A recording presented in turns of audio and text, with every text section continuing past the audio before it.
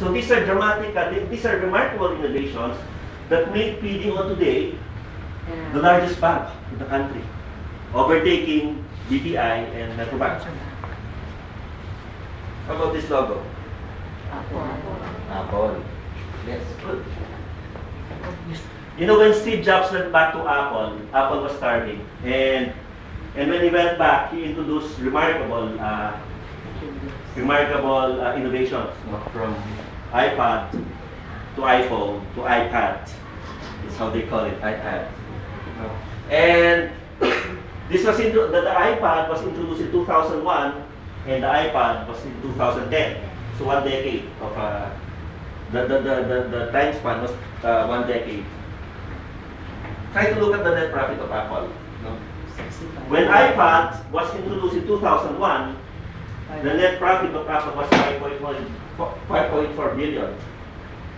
And during the years, of course, that they've been introducing a lot of innovations.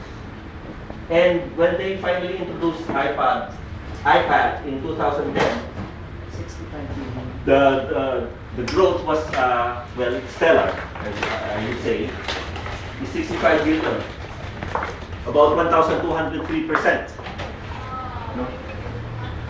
And more than that, Apple is today the most valuable global brand, overtaking Google, which has been the most valuable brand for the past years.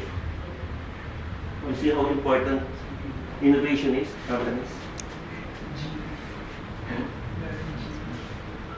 Okay, when it comes to profitability, half of the profit of the largest company worldwide came from innovations in the past 10 years.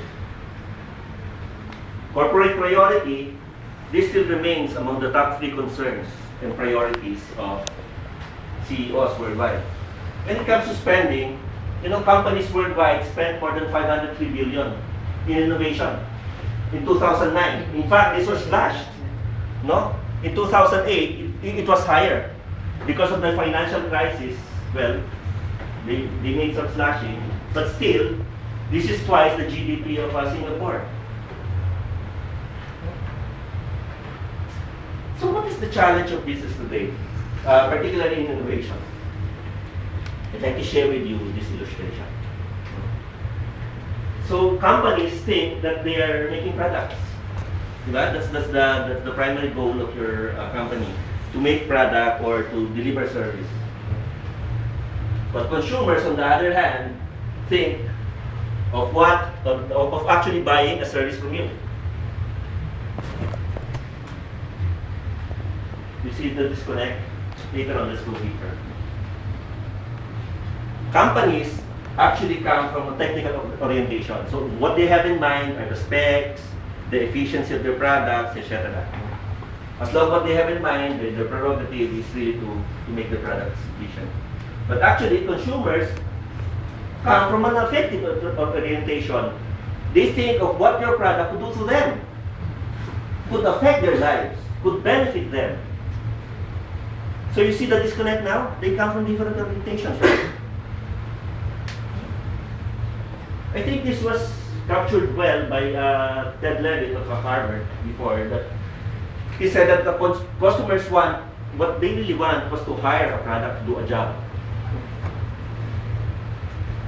And what I'm trying to point out is reflected in a study of Bruce Hamilton and Wharton in 2007. That companies are often so much focused on solving technical problems, and they oftentimes neglect to define what people actually value, or what the market actually values. So the challenge of every business today is to change their orientation from product to market. Before I end this, I'm going to share with you a study recently conducted by MIT. And the study goes like this. The study is about innovation. So according to this study, in the past quarter of a century, the innovators, they found out, were no longer monopolized by engineers and scientists, as we all know before. Right?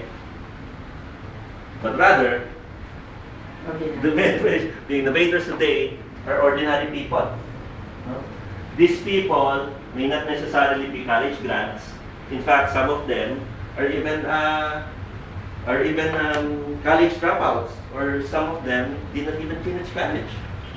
But these people are the ones who think differently, the ones who see opportunity in adversities, the ones who constantly and relentlessly solve problems, and the ones who are simply crazy and do not follow rules.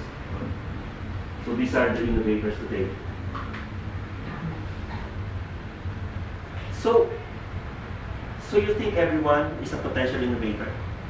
Yes. Right? Everyone is a potential innovator.